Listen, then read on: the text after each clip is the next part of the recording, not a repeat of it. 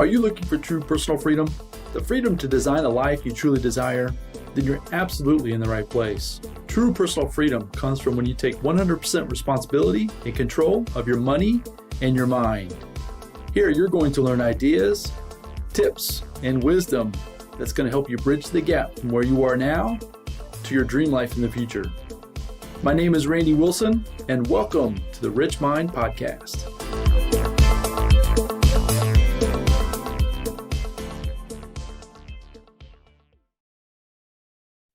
All right, everybody, welcome back to the RichMind Podcast. And today I have a wonderful guest. It's going to be a lot of fun, this conversation. We were just chatting before we hit record here, and I'm super excited to where this conversation is going to go. When I start the podcast with the guests, even though I might know them, I don't necessarily have it too scripted. I've got the questions that I like to ask, which helps me kind of navigate the conversation. But at the same time, I don't script after that. And so it's always interesting for me even, right? So I get excited about what I'm going to learn. So I'm super, super excited about this conversation we're going to have today with Ron Jones. Ron Jones is the CEO of RL Virtual Marketing. He's actually helps insurance agencies source, interview, train, and retain quality agents, which is super exciting. He's down in the DFW marketplace area, down in Granbury. I actually had that down wrong. So did I pronounce that right, Ron? Granbury? Yeah, it is Granbury. Yeah. Granbury. Yeah. Down a little suburb of the DFW market. I'm a little bit familiar with DFW, been there several times, but I'm learning about little towns more and more all the time as I go. He has a new business venture that he's actually just getting ready to launch. He was telling me about that right before we hit record as well. And I won't talk a little bit about that yet because I'm just learning about it too. So I'm excited to hear more about that as well. But before we go any further, Ron, welcome to the show. Thank you. Hey, and Randy, thank you for inviting me. Yeah, this is going to be a lot of fun. So take a few minutes here and tell everybody a little bit about yourself. I kind of hit a few bullet points there, but I know there's a lot more there when it comes to Ron Jones and all the success you've had in your life. So take a few minutes and just tell everybody a little bit about yourself. Sure. So from an insurance perspective, and I've been in the insurance industry off and on since the 1980s. I did other things along the way, but I ultimately ended up where the money is, in my opinion. So I ended up going into insurance, and I really made it full time. And went all in the around 2005, and then in 2016 I decided that it was time for me to semi-retire. I had enough renewals built up that I was able to do that. The biggest problem with that was, and the reason why I say semi-retire, the idea was to retire, and I realized that retirement just doesn't seem to be a very good word in my vocabulary, because it just doesn't work for me, and I found myself just kind of gravitating back into, and that's when we started. It didn't start out as RL Virtual Marketing. We actually started out as RL Virtual Recruiting, then it became RL Virtual Recruiting and Leads, and then ultimately it ended up becoming RL Virtual Marketing because, what I learned was when I was on the other side, because I had been a recruiter for a number of years with Aflac, and was one of their top recruiters, 11 years. And what made me decide to retire was not necessarily because I didn't like what I was doing, because I loved what I was doing. I just didn't love the results that not only I was not getting, but the results that the majority of the people that recruit in the insurance industry get. Because, when 92% of the people that go to all the effort, the hard work, the dedication that it takes, not only to get their license, but then to learn products and start selling.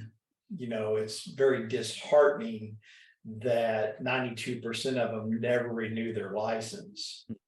And so what I wanted to do was to change that. I wanted to be a part of kind of reversing those numbers, and which was a big task.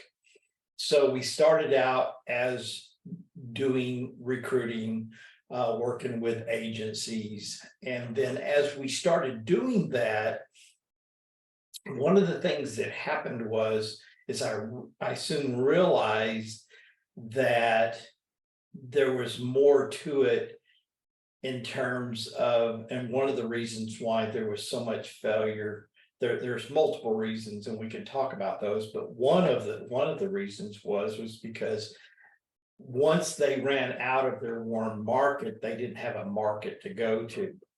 And that hence where it became RL Virtual Recruiting and Leads, because we became a lead generation company as well as helping agencies to recruit people.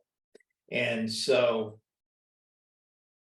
then as we progressed and we started growing and getting clients and really starting to perfect the art of recruiting, because now I'm on the other side, and I can see things that, sometimes when you're in the forest, it's too hard to see the trees, right? And so once I was able to step back, I started being able to see some of the things that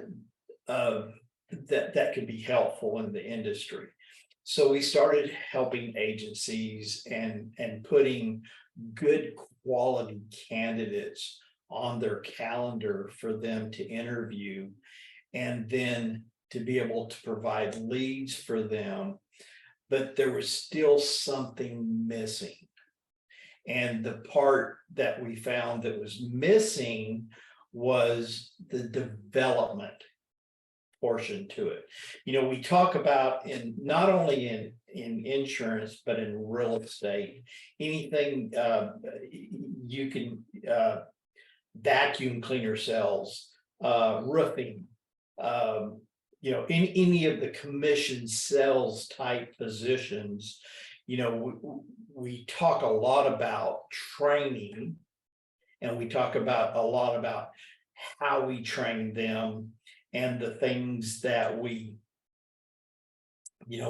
teach them scripts, and we teach them some sales techniques, and that. But it's almost like when somebody first comes in as an insurance agent, it's put them through a couple of weeks of training, maybe send them out with somebody, or now with the virtual world that we're in now, somebody setting in on a Zoom call while they're doing a presentation, or listening in on a phone call, but that's still training. And so what we found is that the biggest reason why the retention rate of an agent is very low in the industry, in commission sales period, is because they're not getting the development. Because there's a difference between training and development.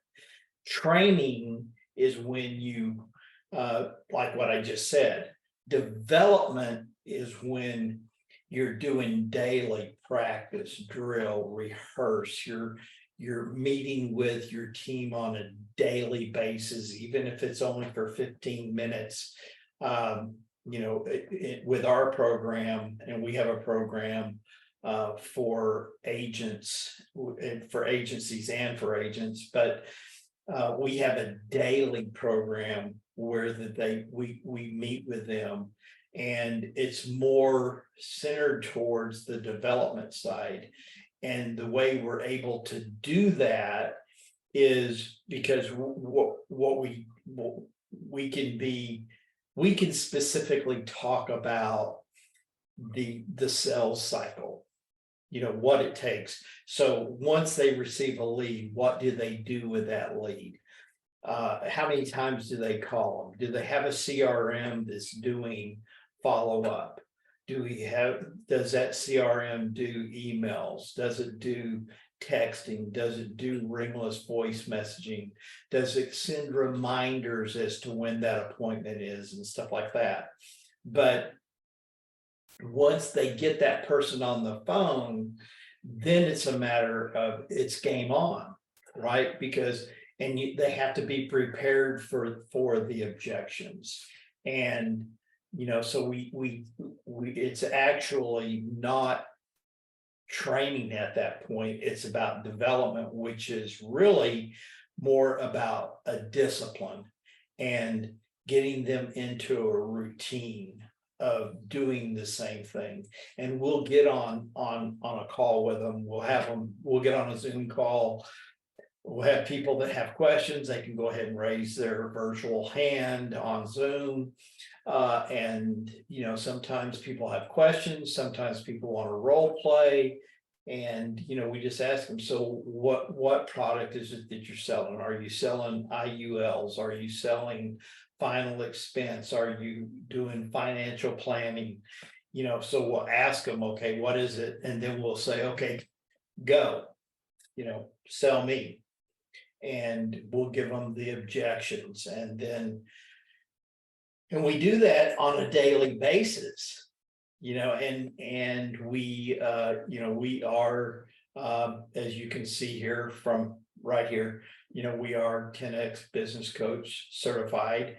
And so the objective is to get an agent to the place where they're able to offer their services and 10X it. I mean, so, and that is because the biggest reason why that people don't stay in the business, again, it's for multiple reasons, but one of the biggest reasons is they're not making enough money quick enough. And so that's the idea of the people that are really serious. We just get with them on every morning, go through that practice, drill, rehearse, and they start getting better and better and better at it. Just practice over time, right? The development piece. I like, yeah. So the idea of, you can only get better at what you practice at, and having that experience, I mean, from your years of experience, right? And to be able to bring that to folks that are relatively new, if not brand new into the industry, right? I would guarantee it's super, super valuable. I can't wait to dig in deeper. As far as I know, I mean, I've been sold insurance before, right? But I don't know much about the insurance industry. So yeah, I'd be really curious. So we'll dig a little bit deeper into that, as far as, because I assume that these agents are in business for themselves, right? They might be affiliated with a you mentioned Aflac. I mean, I'm thinking like State Farm or Prudential or something like that, right? So they might be affiliated with them, but I assume they're in business for themselves. Is that correct? Yeah, different agencies have different models. You have the independent agent, you have the captive agent, and a lot of those really do. They are different as far as pay structure is concerned, but when it boils down to what it is that we do, the thing that we bring to the table, it doesn't matter if they're captive or if they're not captive, because it boils down to sales. Right. So when we stick with the principles of sales and not worry so much about the tactics of sales, but really the principles, it doesn't matter. And we have clients that participate that aren't in the insurance industry. Some of them are real estate agents. And okay, you say, I've mentioned, some of the others, yeah. So as long as they're dealing with in sales, like you said, you can bring them the skill set, because it's really a skill set, right? And then rinse and repeat. Once you learn the objections, once you learn some of the tactics, and then it's just a matter of getting through the comfort zone. So the development within yourself to recognize patterns, right, with people, different things with what you're trying to sell, and then obviously try to provide that value in the marketplace, which is what sales actually is, right? Doing something for somebody, not to them. That was a big epiphany for myself as I've started to keep venturing into the world of sales, is realizing that you're actually doing these people a favor. And when you can step into that and just own it and love it and realize that you're doing people, you're serving them, right, with the product and service that you have to provide. It might not be exactly what they need at that moment, which is fine, but you can't take that personal, right? Right. And the thing about it is, especially in the world of when you're talking about from a social media lead generation, they've gone through, at least when they go through our lead program, by the time that candidate or potential client gets to that agent, they've already been vetted.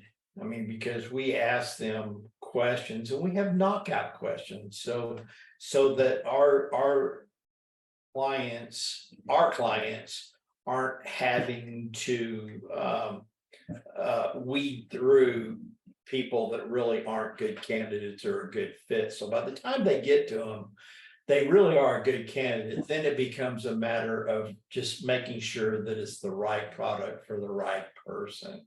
Yeah, that would be super valuable for the agent, right? Just having that process of having them at least vetted a little bit, right? So that way it's not a complete cold call if they haven't met that person yet, right? It's at least they're a little bit familiar. The conversation, I'm sure, begins off a little bit less stressful, or less uncertain, right? At least you get started in the right direction, which I guarantee you, that would be super helpful. That's super cool. Yeah, from a lead standpoint, one of the things that, and it's evolved, I mean, since 2016, I mean, the way that we generate leads today is completely different, even on social media, is completely different than the way that we did it, 6 or 7 years ago. And one of the things now that's really popular so what we do is we give our clients a script and we have them get on their cell phone. We don't want them to go to a studio and be real professional about it, because in our world today, that's almost fake.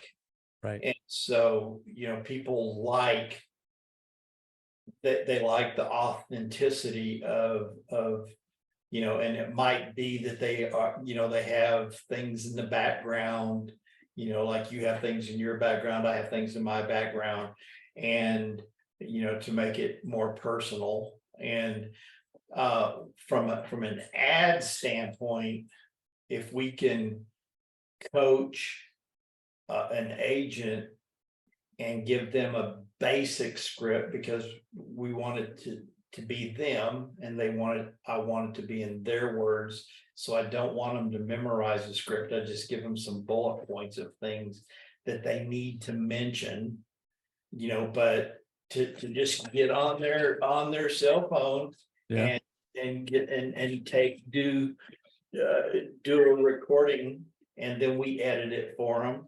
But we send that, and because there's a psychology behind it, and what we're wanting to do is, when that ends up on, and we target our audience. So like if it's final expense, for example, we're targeting a specific market that has a need for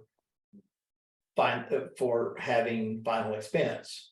And so what we're wanting to then do is, in that ad, it's in a video that looks like it's naturally going to be in a person's feed to begin with. So it's not it doesn't even look like an ad. So it's more likely, I mean, because people like to see videos of their friends, of their family, and all that kind of stuff. So they see something and they see that it's a video, they'll click on it. And if they can capture their attention quickly, now all they have to do is click the button for more information. Then we send them through a group of questions. And like I say, which have knockout questions, but the idea is to get them on that agent's calendar. So a lot of our leads are actually appointments that are naturally set. It's not where the agent's having to chase them. But so that does a couple things. One is you're appealing to what it is that their clients are looking for, like the authenticity of a video. But the other thing is what's naturally happening is now when there's a connection that's made with that potential client, they already can visualize what that person looks like because they've seen their video. That also gives them the authority. And there's especially in the United States, there's a natural trust that's being built. So that's right. And that'll change. I mean, because we think that what it is that we're doing today is going to be good tomorrow. But that's not necessarily so in social media. But so for the lead standpoint, that's one of the things that we do. We do the same thing for recruiting, but we definitely target a specific audience and a lookalike audience. We've been doing recruiting since 2016 with our virtual. So, and we have a database of about 2.7 million agents across the United States. So we target agents specifically that are having problems with their the agency that they're with, or the IMO that they're with, or the company that they're with. And then again, we have knockout questions because one of the things that you're wanting to determine, and that's the first thing that our recruiters, when we're coaching our recruiters, is for them to figure out is their reason for leaving the company where they are. Is it because they were overpromised and underdelivered? Did they tell them that they were going to get all this great training and all this great development and all this attention and all these leads for them to take all the time and the effort to become an agent, to find out that none of the things that they were promised that they're going to get, which happens a lot. And so but that recruiter has to determine, is that the reason, or is the person that they're talking to on Zoom or in person, whatever the case may be, are they the problem? Because there is a number of, and you don't want problems on your team because it can really mess up your whole organization. I'm sure it will. So we coach our recruiters to do that. I bet. That's super cool. So that's so once again, folks, if you're listening and you're in any type of sales position, doesn't necessarily have to be in insurance, right? You can be any type of sales. I mean, this is super valuable as far as learning what we've learned so far. So a big takeaway that I've learned, and I would assume you would agree, Ron, is that, I mean, and you kind of mentioned it, you touched on it, that people like to do business with people that they know, like, and trust, right? So let's take a couple minutes here and let's dive in and let's let people get to know you a little bit better with the questions that I like to ask. As far as, let's have some fun and try to get to know Ron a little bit better. So that way the folks out there can say, yeah, he obviously knows what he's talking about when it comes to sales, but yeah, I like him too as a human as well. So take a second and let everybody know, tell everybody what the biggest, or who has been the biggest influence in your life. Yeah, so there's been a couple people that's been a big influence. One of them is a common something that you and I both have in common, which is, I never had the opportunity to meet Jim Rohn when he was still alive, but he has been a huge influence on my life. Huge. Mine too. Huge. That's a Yeah, good word. Huge. yeah.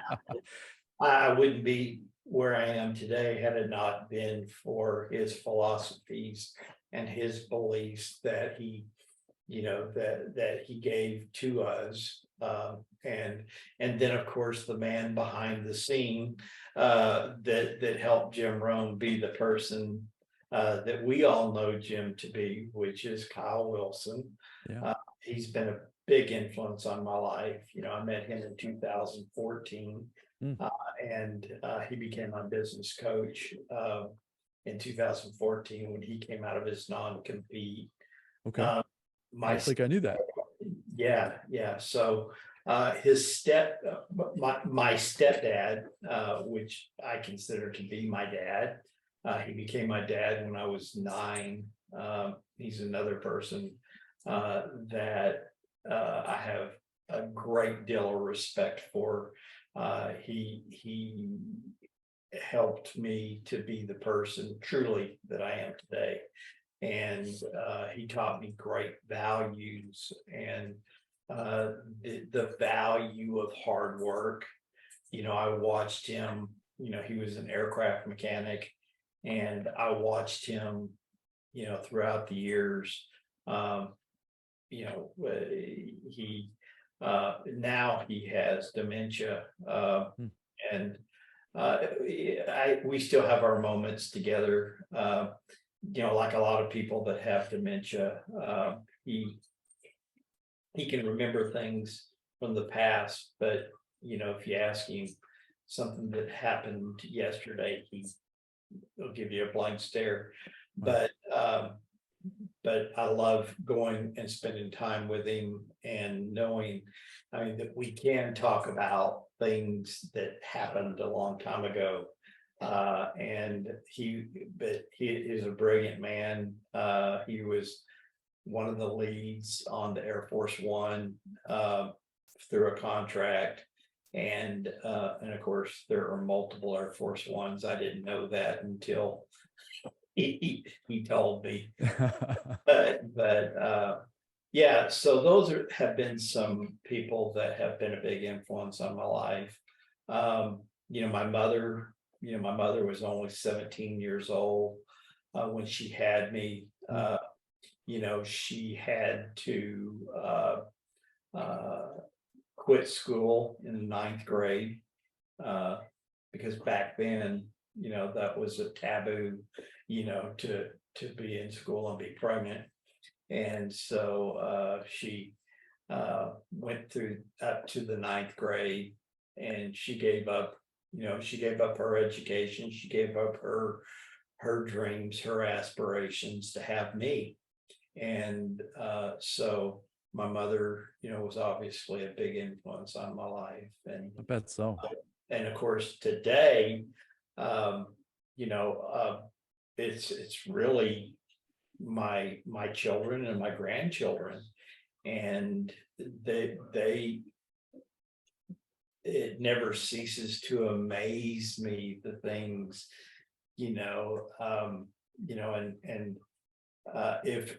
I don't know if you know this, Randy, but I in one of the books that I was in with Kyle, I talked about having dyslexia. And so the other night we had a couple of our grandkids here, and my 6-year-old grandson was reading to me, from a book, and I was amazed. It doesn't hurt that my wife is a retired English teacher. His mother is an English teacher, my stepdaughter.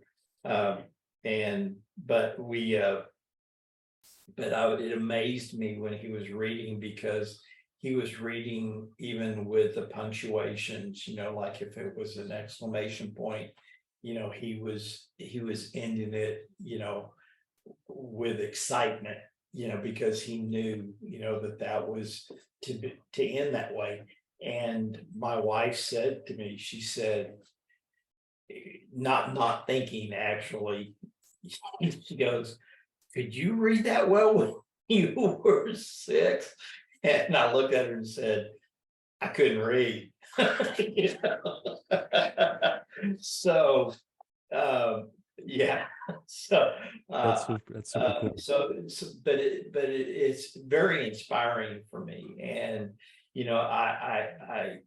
I don't see it as a bad thing at all. I mean, I'm joyous and happy that my grandchildren and all of my grandchildren know that I have dyslexia, and they think it's kind of funny sometimes, that they'll even, if we're at church or something, somebody asks me to read, one of my grandchildren, to say, oh no, I got this, so That's funny. So yeah. I actually have that same, I can't say I've ever been, I don't know if diagnosed is the right word, or at least, I don't read well either. Right. So and if I'm trying to read to myself, I'm okay, like in my own head, like, but I struggle. So it's like even doing the intros to the show, sometimes I'll try to read some things and I just struggle with that. And I always have. It's not something that's new. So I Yeah. completely 100%, I get it. I totally get it. So then I've got kids. I don't have grandkids yet, but I've got kids that are like, they're off the charts as far as their ability to read. And it just, Yeah. so you're right. It's just fascinating to see that, it's an amazement, right? Because you can't do it. You wish you could, or at least I wish I could, right? But I totally get that. But to see that in a 6-year-old grandchild, that's got to be super cool. That's Oh, super it neat. is. I appreciate you sharing that. Yeah. So you might have even that might even be part of the second question, but as far as and how that goes is, what's been the biggest or greatest challenge in your life, and what have you learned from it? I'm curious to hear what that is for you, Ron.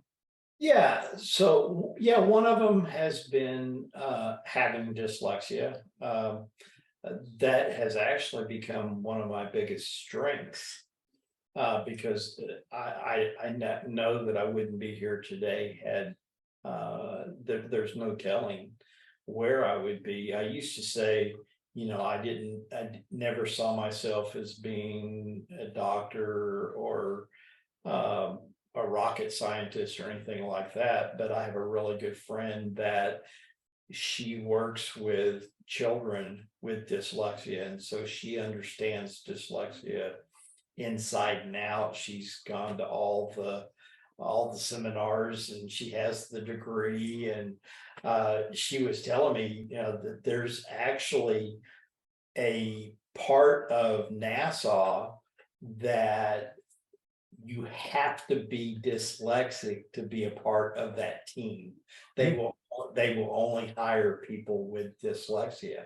Interesting. Yeah, because it's and we're among really some, at being dyslexic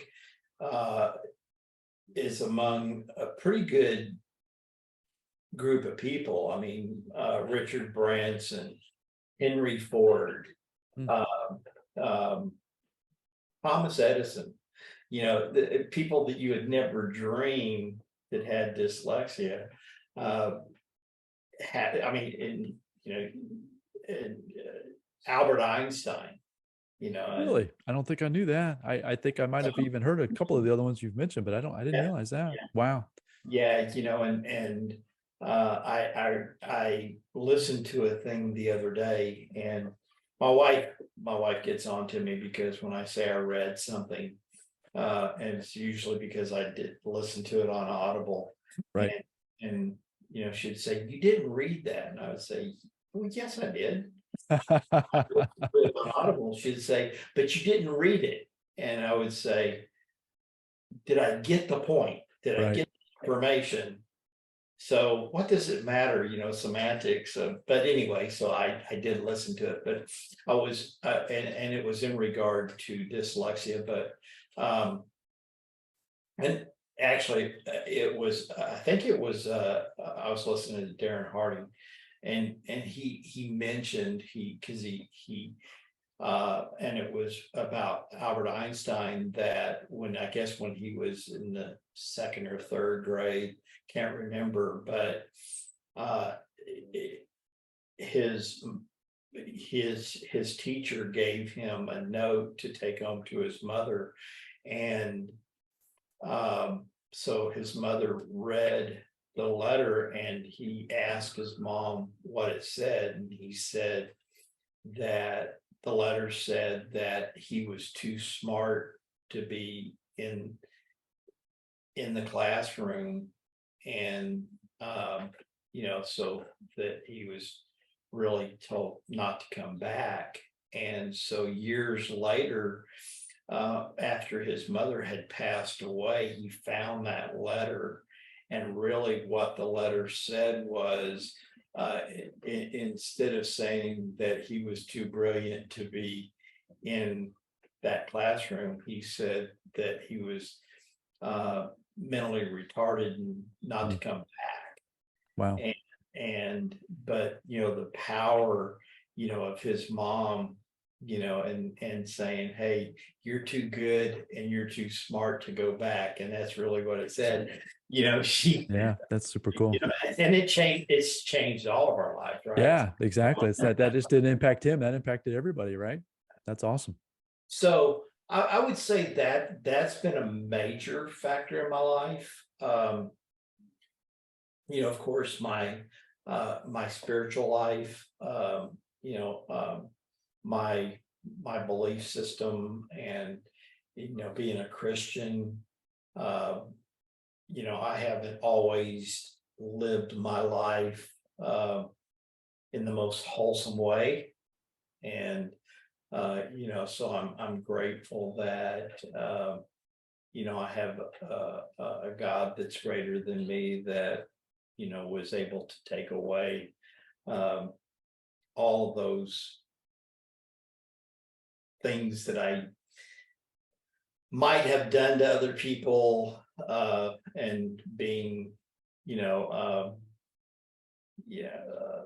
so I'm grateful for that. I was talking to my pastor yesterday. We had a meeting, and I was telling him about a TikTok that I saw. I don't know if you saw it, Randy, or not, but it really was. I had to share it with my wife, and we both just cracked up because.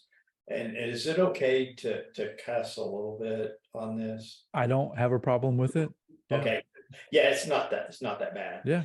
But anyway, so it was a guy being baptized, and it really was, and it was on TikTok, and it really was real. And so the guy's standing there, and the pastor says, and he says his name, he says, so why are you being baptized today? And he said, because I used to be a piece of shit. And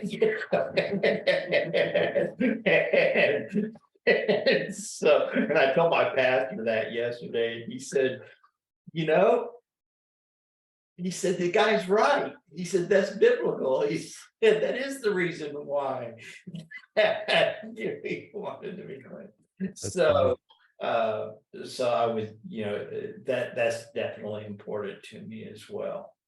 Cool. Well, I know another piece of being important is giving back, right? We were talking before we hit record again too, that you're in the process now at this stage of your life where you're trying to give back to a younger generation, that all the wisdom and knowledge that you've gained, which leads us into that third question, as far as if you could go back to that 20-year-old self with all the wisdom that you've gained to this point. So it's like the people that you're trying to give back to, is there anything that kind of sticks out as a nugget of wisdom that you could wish you would have known back then at your 20-year-old self that you know now? Well, yeah. So the first one is a little bit superficial, but I would have told that 20-year-old guy to hold on to the real estate that he had accumulated, that when he filed bankruptcy at the age of 30, because I was a millionaire by the age of 27, but I lost it all by the age of 30. So I would tell that 20-year-old guy to figure out whatever way possible that he could hold on to that land because that property, because now every time I drive by, in fact, when I went with my wife when she went to go get her allergy shots, and I pulled into the parking lot and I told her, I said, you do know that I used to own this property, right? Wow. I can't imagine. Wow. Yeah, that property's worth millions of dollars now, but yeah, so I lost it. But on, and I know that's a little bit superficial, but so I would say to that 20-year-old is to find at least one mentor. Find somebody that you want to emulate, somebody that you want to be like, and accomplish what they've accomplished. Because I know that had I done that at 20, I would not have lost the properties that I lost. I would not have had to go through a divorce. I would not have had to have the hardships of relationships with friends and family and my own daughters. So had I just had somebody to guide me, to have, and I just finished a book, and in fact, I'm sending it. I'm waiting on one person that I've asked, and I'm gonna probably have to reach out to a couple more people, but I want a specific person to write the foreword for the book. But it's the book you've written. Yeah. So yeah. Okay. Cool. It's completed. It is about it's about recruiting, but more specifically than just being about recruiting, it's about generational recruiting. Mm. So me being a baby boomer, and so I have written this book about how do you recruit baby boomers, how do you recruit Gen Xers, millennials, and now Gen Z, and how not just recruiting them, how do you attract them, but more of how do you keep them, how do you mentor them as a recruiter, how do you be a leader to them, how do you talk to them, how do you communicate with them, and how do you talk to and with a millennial versus a baby boomer, and because they have different values and they have different belief systems, and they have different reasons for wanting to be there. And so that book will be coming out as soon as we can get the formatting done. And so you have a title for it at this point? Yeah. So, and I'm still kind of working on it. Yeah. And don't feel obligated to share. I was just curious. No, I don't mind. Well, maybe let's see here. See if I can pull it up. Let's see. Yeah. So, right now it's Breaking Boundaries, the cross-generational guide to recruiting insurance agents. Okay, cool. So I'm not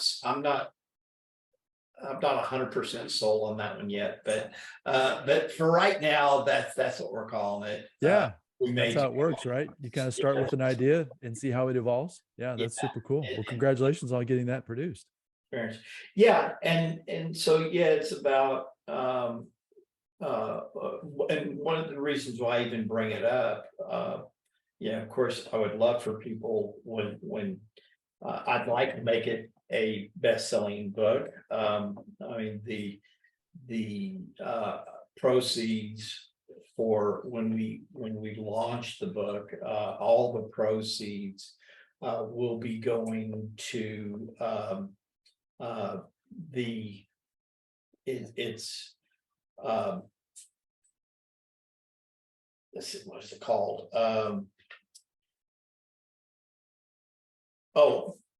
Made by dyslexia. So it's a foundation that Richard Branson has even gotten behind, and it's really to help with the development of people that do have dyslexia, to understand, and help them, to find their place in the world, and to know that they're not by themselves. That's awesome. But one of the biggest reasons why what got me on the topic to begin with, and started making me think about it, was in the beginning in my research. What I found was that there's a natural phenomena right now that, and this is on mentorship, but it's for the first time in history, the stars have kind of aligned where the Gen Z group of people and the younger millennials are actually craving mentorship from the baby boomers, and they are seeking baby boomers out, which is very wise on their part. Sure. The successful Gen Zs that are out there, of the ones that are truly just being successful and not trying to get 1 million followers on Instagram, but the ones that are truly trying to make a mark, that are doing big things, are getting mentorship from baby boomers. And which makes total sense, right? Because we've been through, I'm 65 years old, and at 65, I've been through a few things.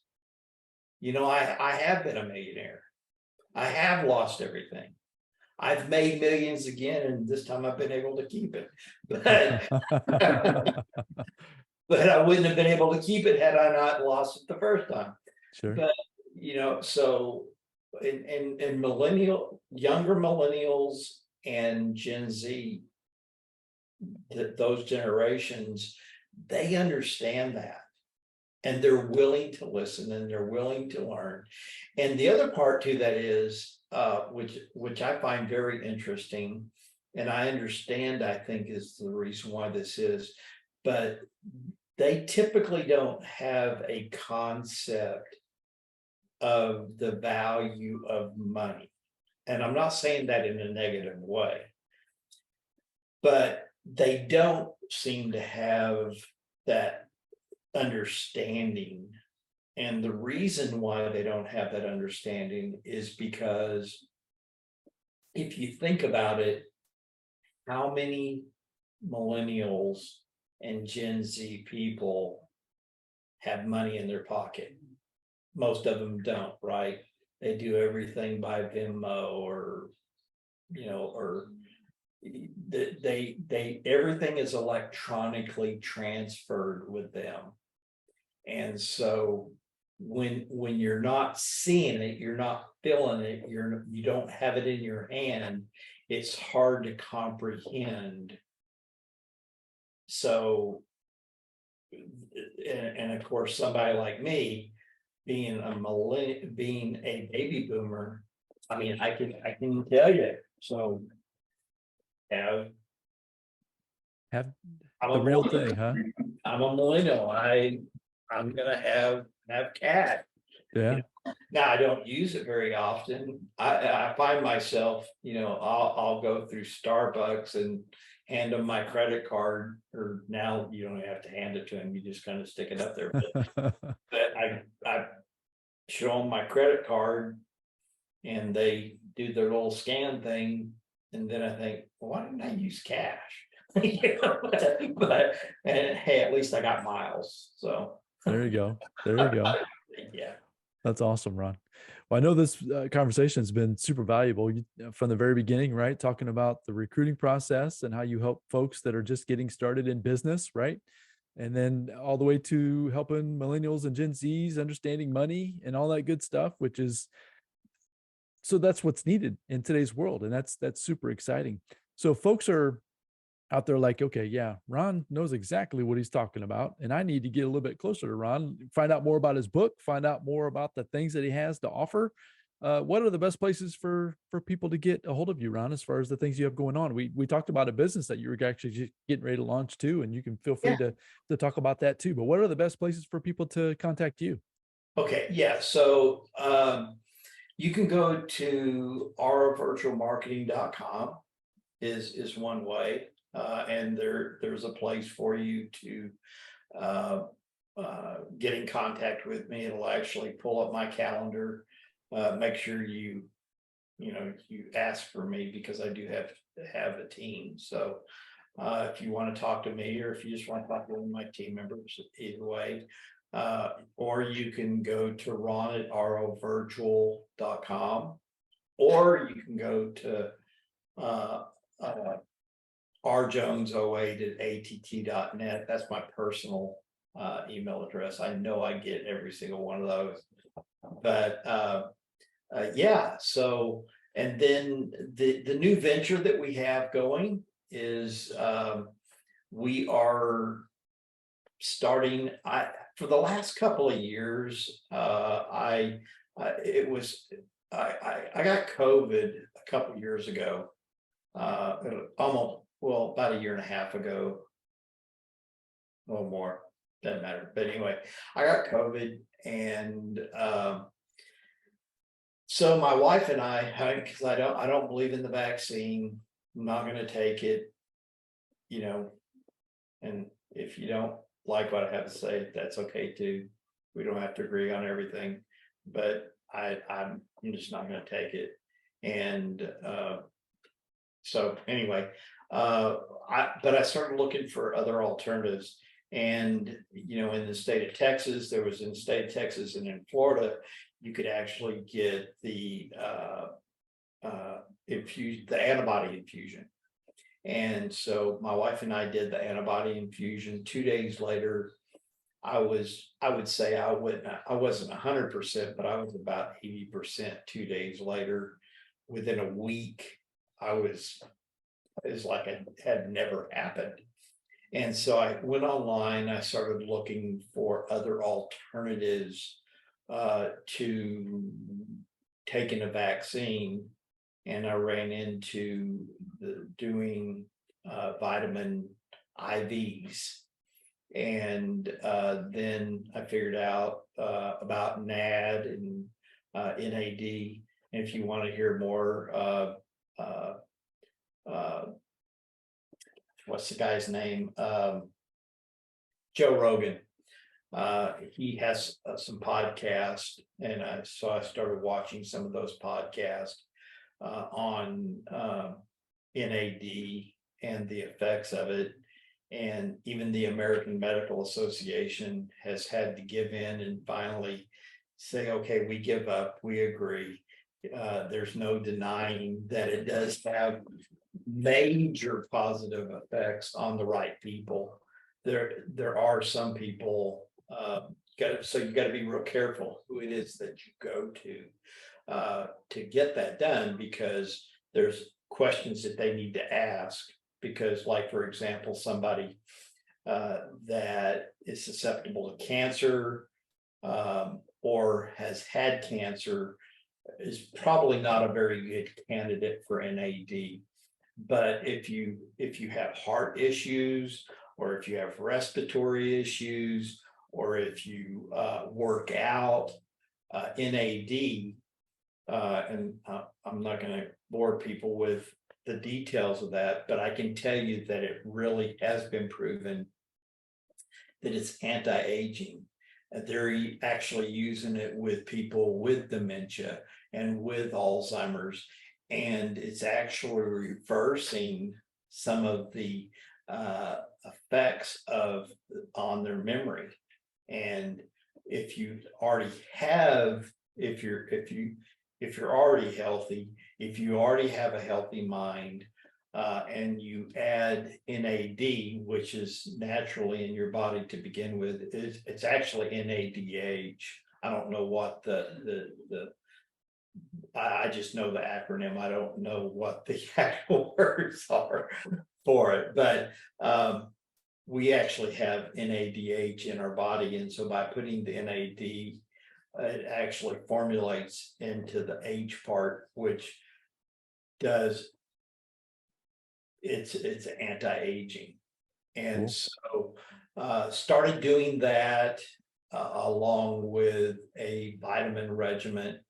And so I'm kind of like that guy that had the hair club for men, so obviously I didn't go. I don't do that.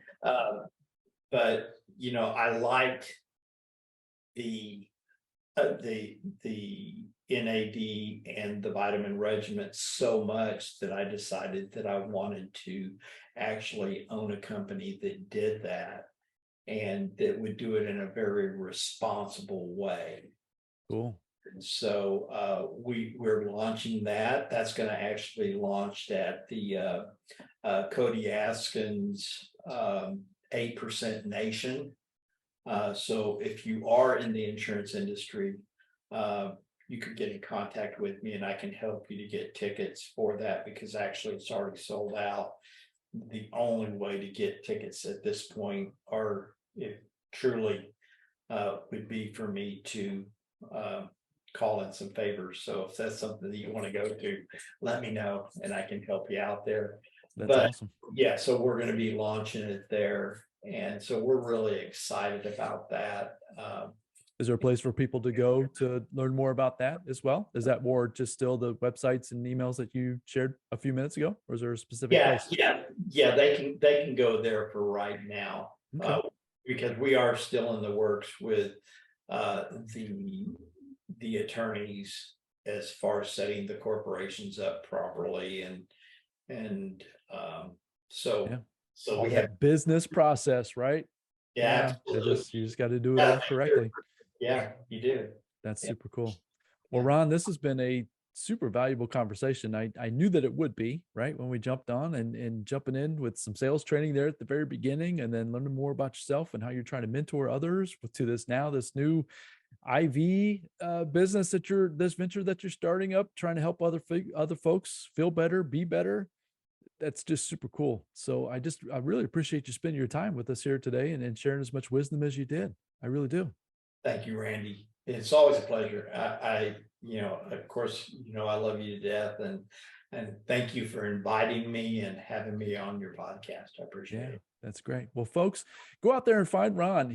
It's a wealth of knowledge, right? So he's had so many different experiences, whether it's with business, sounds like, and we didn't quite dig into some of the challenges that he's had, but at the same time, he did share some of those as well, right? The dyslexia is something that I totally get that 100%. I'm an audio learner myself, right? So I could pound through podcasts, I can pound through Audible. That's where I get my information. I do have books, but I don't read real well, as I've mentioned. So I totally get that part of the story as well. So if any of this resonates with you, I highly recommend go out there, find Ron. The show notes will have the URLs and the emails that he shared with us here. I don't have them written down, or I would share them again. But anyways, we'll definitely have those in the show notes for you as well. So go out there, have a fantastic day. I appreciate you sharing your time with us all here on the podcast today. And until the next episode, everybody, bye now.